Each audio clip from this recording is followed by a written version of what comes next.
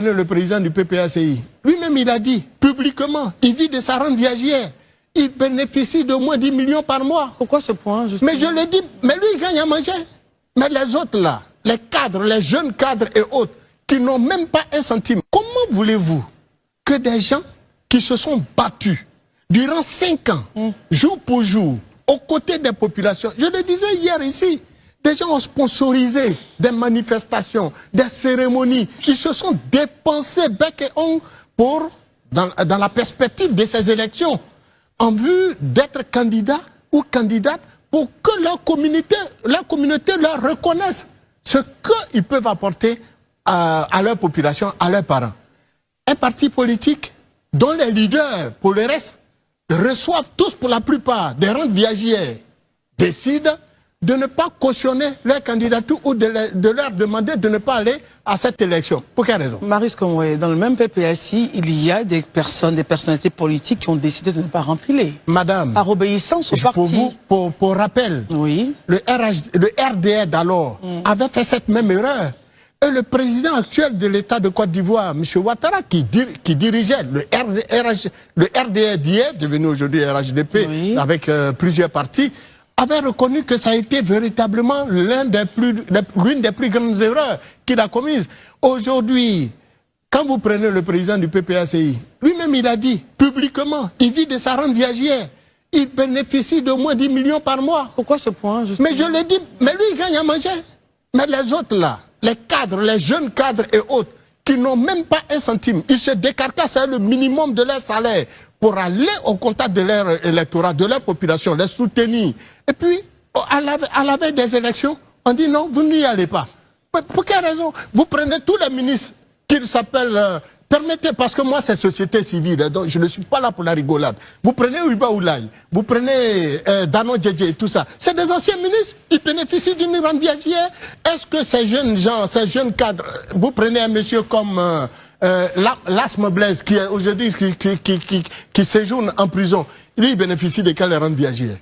Lui, il a besoin de se faire une place, il a besoin de se faire adopter par sa population, il a besoin qu'on le porte à la tête donc, de sa communauté, soit par la législative, soit par les municipales. On vient lui dire non. Et pourtant, pendant 10 ans, 15 ans, ils ont travaillé sur le terrain. Ils ont été aux côtés de leurs parents.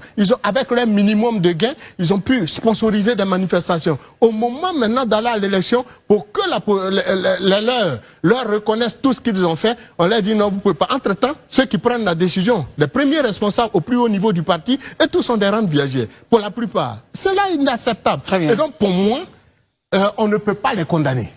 Voilà, chacun vient à la politique, on souscrit à un parti politique, on prend les décisions ensemble, mais si la décision piétine justement vos intérêts et les intérêts des vôtres, on fait comment? C'est ça la question. La question, elle est fondamentale, elle est centrale. Et donc pour nous, il faut laisser les gens exprimer justement leurs besoins. La colère gronde au sein du PPACI. Entre survie économique, désobéissance politique et soupçons de compromission, le parti de Laurent Gbagbo tangue.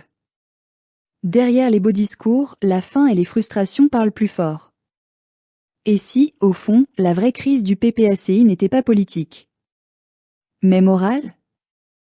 Il faut avoir milité dans la souffrance pour comprendre la colère qui monte aujourd'hui dans les rangs du PPACI. Il faut avoir connu les humiliations, les arrestations, les privations pour mesurer la profondeur de la déception qui habite les militants. Nous ne parlons pas ici d'un simple désaccord politique, mais d'un malaise profond, d'une fracture morale qui s'élargit chaque jour un peu plus dans la maison Gbagbo. Ce parti, né de la refondation, forgé dans la douleur et le courage, semble aujourd'hui rongé de l'intérieur par une question qu'on n'ose plus poser à voix haute. Qui finance la lutte? Car sans argent, pas de mouvement. Sans ressources, pas d'organisation. Et sans transparence, pas de confiance. Les tensions actuelles autour de la participation ou non du PPACI aux élections législatives n'ont fait que révéler une vérité longtemps dissimulée. Le parti souffre d'un mal économique et moral. Certains cadres, las de vivre dans la précarité politique, ont décidé de braver le mot d'ordre du président Gbagbo pour se présenter aux législatives. Pour eux, il ne s'agit pas d'une trahison idéologique, mais d'une question de survie. Comment mener la lutte le ventre vide, disent-ils. Comment défendre le peuple quand soi-même, on n'a pas de quoi nourrir sa famille? Ces paroles, aussi dures soient-elles, résonnent dans bien des cœurs. Car derrière les grands discours et les mots de fidélité, il y a la réalité d'hommes et de femmes abandonnés, oubliés, fatigués. Des militants qui ont tout perdu pour la cause travail, dignité, avenir et qui regardent avec amertume un petit cercle de privilégiés continuer de percevoir des rentes, d'occuper des postes, de bénéficier de protection. Et c'est là que le malaise s'installe. Car selon plusieurs cadres du parti, certains au sein de la direction continuent de recevoir discrètement des compensations venues d'en haut du pouvoir même qu'ils prétendent combattre. Si cela est vrai, alors la lutte est déjà trahie. Car comment résister à un système dont on partage la table? Comment dénoncer les injustices d'un régime dont on accepte les faveurs? Les accusations fusent.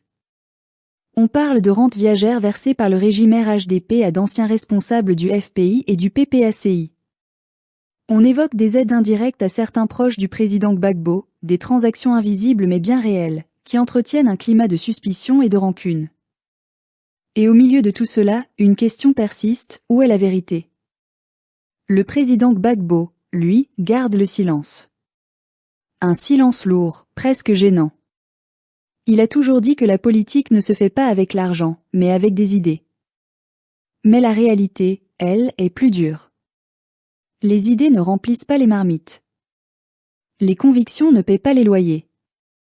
Et les militants ne se nourrissent pas de discours. Ceux qui continuent de se battre le font souvent à crédit, avec le peu de force qui leur reste, pendant que d'autres profitent de leur sacrifice dans le confort discret des salons d'Abidjan. On ne peut pas reprocher à tout le monde d'être fatigué. Mais on peut reprocher à certains d'avoir oublié d'où ils viennent. Car un parti comme le PPACI n'est pas un instrument de carrière, c'est un héritage moral. C'est une promesse faite au peuple. Et cette promesse, aujourd'hui, vacille sous le poids des intérêts personnels. Certains disent que Stéphane Kipré, le gendre du président, aurait ses propres réseaux financiers, ses propres connexions économiques. D'autres affirment que Nadi Bamba, la deuxième épouse du président, dispose d'un pouvoir financier considérable, grâce à des relations tissées discrètement dans les sphères économiques proches du pouvoir RHDP. Des rumeurs, peut-être. Mais des rumeurs qui reviennent avec insistance, nourries par les zones d'ombre qui entourent le financement du parti. Si le PPACI a toujours revendiqué son indépendance, peut-on encore parler d'indépendance quand les moyens de survie du parti dépendent de circuits opaques, de dons personnels ou d'alliances ambiguës? Où sont les comptes, la transparence, la solidarité militante? Pourquoi tant d'inégalités entre ceux qui dirigent et ceux qui se battent sur le terrain?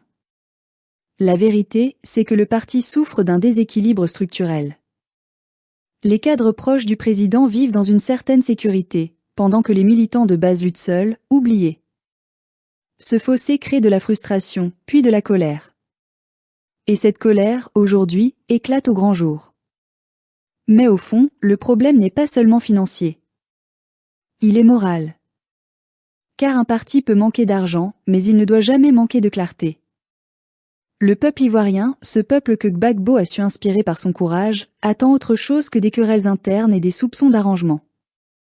Il attend un message fort, un geste de vérité, une réorganisation honnête.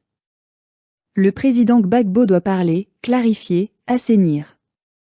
Il doit dire où en est la lutte, où vont les ressources, qui fait quoi et pourquoi. Le silence ne sauvera pas le parti. L'ambiguïté non plus. Quant à ceux qui se sont présentés aux législatives sans accord, qu'ils aient le courage d'assumer leur choix. On ne peut pas jouer à la fois la fidélité et la désobéissance. On ne peut pas crier libération du peuple tout en servant ses propres intérêts. La vérité, c'est que le PPACI se trouve à un carrefour. Soit il se réinvente, soit il s'effondre. Soit il redevient la voix du peuple, soit il devient un parti comme les autres, corrompu, divisé, fatigué. Nous ne voulons pas croire que tout ce combat, toutes ces souffrances, aient été vaines.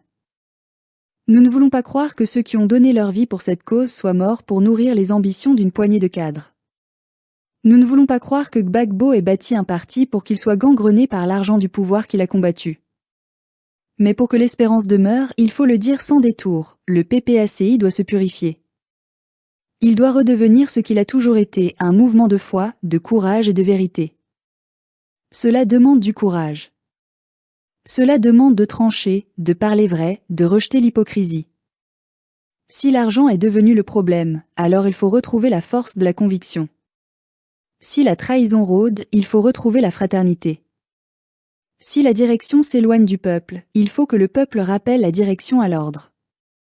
Car au bout du compte, ce ne sont ni les rentes ni les calculs qui libéreront la Côte d'Ivoire.